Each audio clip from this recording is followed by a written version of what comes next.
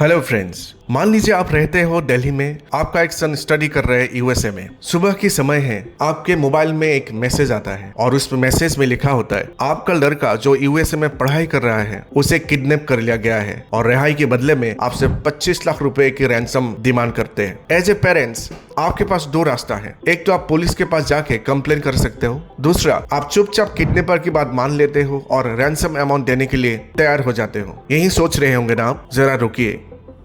Technology development के साथ साथ क्राइम करने की तरीका भी बदल चुका है। पहले जो गन की नोक पे क्या करता था, आज एक मैसेज के जरिए करते हैं। साइबर क्राइम का ऐसा अनोखा सच्ची घटना आज आपको बताने जा रहा हूँ जिसको सुन के आप दंग रह जाओगे। खासकर पेरेंट्स आज से ज्यादा अलर्ट हो जाएंगे। आपको 15-20 साल पहले लेके चलता हूँ। आज से 15-20 साल पहले बैंकिंग ट्रांजेक्शन ज्यादातर ऑफलाइन हुआ करता था। आपकी अकाउंट जिस बैंक में थे आप उसी बैंक से ही ट्रांजेक्शन कर सकते थे। मतलब पैसा डिपॉजिट करना, पैसा विड्रॉ करना आप उसी बैंक से ही कर पाते थे। लेकिन आज आपके पास एटीएम है, मोबाइल एप्लीकेशन है, ऑनलाइन बैंकिंग है, जिसके जरिए चुटकियों में दुनिया की किसी भी अकाउंट में ट्रांजैक्शन कर सकते हैं। ग्लोबलाइजेशन की इस दौर में दुनिया की लगभग हर सर्विस इंडस्ट्री को ऑनलाइन लाया गया है। बैंकिंग सिस्टम इसमें सबसे अग्रणी है, जिसकी वजह से बैंकिंग ट्रांजैक्शन बहुत सिंपल हो गया है। बैंकिंग ट्रांजैक्शन में भले ही आपको सहूलियत मिले, लेकिन एक नया टाइप की क्राइम पैदा हुए जिसको साइबर क्राइम कहते हैं। फाइनेंशियल साइबर फ्रॉड और क्रिमिनल किसी लिंक के जरिए, ओटीपी के जरिए, सिम क्लोनिंग के जरिए अकाउंट से पैसा निकाल लेते हैं। यहाँ जो अकाउंट में आपका पैसा है वो डिजिटल फॉर्म में है, तो एक अकाउंट से दूसरे अकाउंट में ट्रांसफर करने में ज्यादा कुछ दिक्कत नहीं होता, क्योंकि फिजिकल फॉर्म में पैसा केवल एटीएम और बैंक से ही निकाल सकते हैं। क्राइम की इस दौर में अगर मैं आपको कहूँ साइबर फ्रॉड के ऐसे तरीका जिसे किसी इंसान को ऑनलाइन किडनैप भी किया जा सकता है और ये किया गया है और रैंसम अमाउंट भी मिल चुका है, तब आप क्या कहोगे? Cyber kidnapping in Utah. Chinese exchange student who was reported missing last week was found cold and alone after his parents say they paid thousands of dollars in ransom money.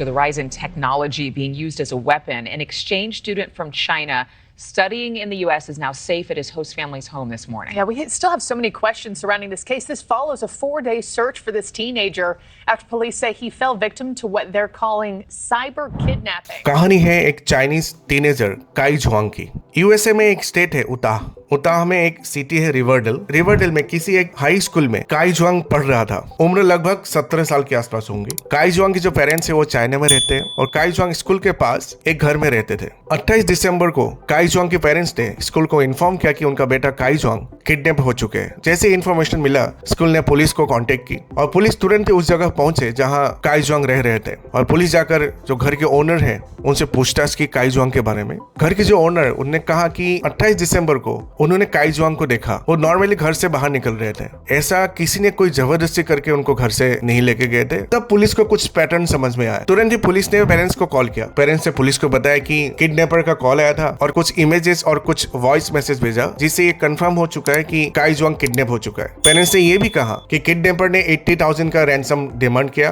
और जो amount है वो already kidnapper के account में transfer कर चुके हैं। Police हक्का पक्का रह गए थे। पुलिस ने तुरंत ही यूएसए एम्बेसी को कांटेक्ट की। कुछ चाइनीज ऑफिशियल्स का भी मदद लिया, एफबीआई से मदद लिया। काई जुआंग की जो मोबाइल है उस मोबाइल का लोकेशन ट्रैक किया। जहां से वो एटीएम से पैसा निकाले थे वहां जाके फॉलो किया और फॉलो करते करते ब्राइघम नाम का एक सिटी से 40 किलोमीटर नॉर्थ में काई जुआंग को लोकेट किया। काई जुआंग एक टेंट के अंदर आइसोलेटेड सिचुएशन में मिले।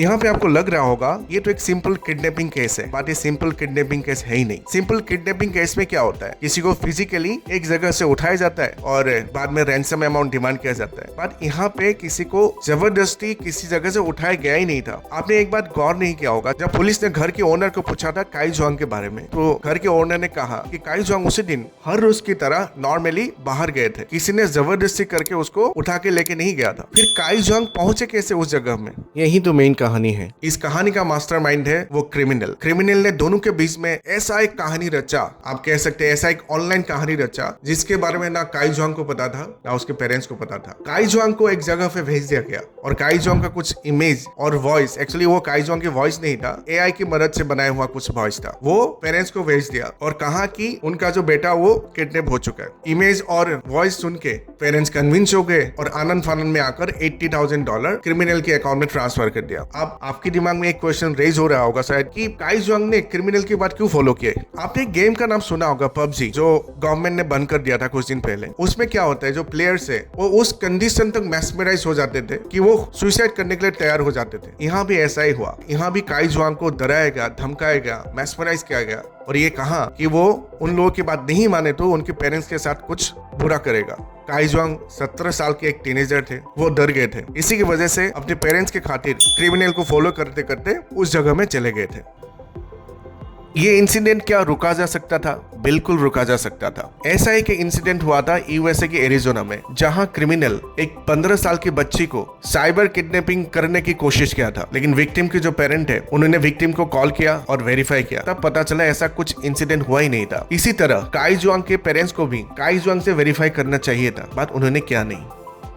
इस इंसिडेंट से पता चलता है कि कैसे टेक्नोलॉजी की गलत इस्तेमाल किया जा रहा है और ये पहली बार नहीं है, इससे पहले बहुत बार हुआ है। टेक्नोलॉजी और डेवलपमेंट दोनों एक कॉइन के दोनों साइड है। डेवलपमेंट चाहिए तो टेक्नोलॉजी भी चाहिए होगी, क्योंकि टेक्नोलॉजी के थ्रू कोई भी काम बहुत आसानी से किया जा सकता है। जैसे मैं AI की बात करूं, AI की मदद से किसी का इमेज क्रिएट कर सकते हो, किसी का वॉइस क्रिएट कर सकते हो। ChatGPT के जरिए आप एक ऐसे लिख सकते हो, आप एक कहानी लिख सकते हो। तो ये चुटकियों में होता है। टेक्नोलॉजी की इस्तेमाल सही तरीके से होगा तो कुछ दिक्कत नहीं है, लेकिन गलत तरीके से होगा तब दिक्कत है। इसको रोकने के लिए सिक्योरिटी फीचर्स को अधिक अपडेट करना होगा और गवर्नमेंट को भी नया तरीके से सोचना पड़ेगा। इस इंसिडेंट में काई जुआंग के पेरेंट्स ने नहीं सोचा होगा कि ये फ्रॉड हो सकता है, क्योंकि क्राइम करने की तरीका नया है। तो अवेयरनेस सबसे ज्यादा इंपॉर्टेंस है। अवेयर रहो। कोई भी एक ईमेल आ रहा है, कोई भी मैसेज आ रहा है, बिना सोचे समझे उसको रिएक्ट मत करो। क्या पता वो भी एक साइबर क्राइम हो सकते हैं। डेवलपमेंट तो चाहिए, लेकिन टेक्नोलॉजी की सही इस्तेमाल होना भी बहुत जरूरी है। नहीं तो आने वाले टाइम में ह्यूमन और ह्यूमैनिटी के लिए ये बहुत खतरा बन सकता है।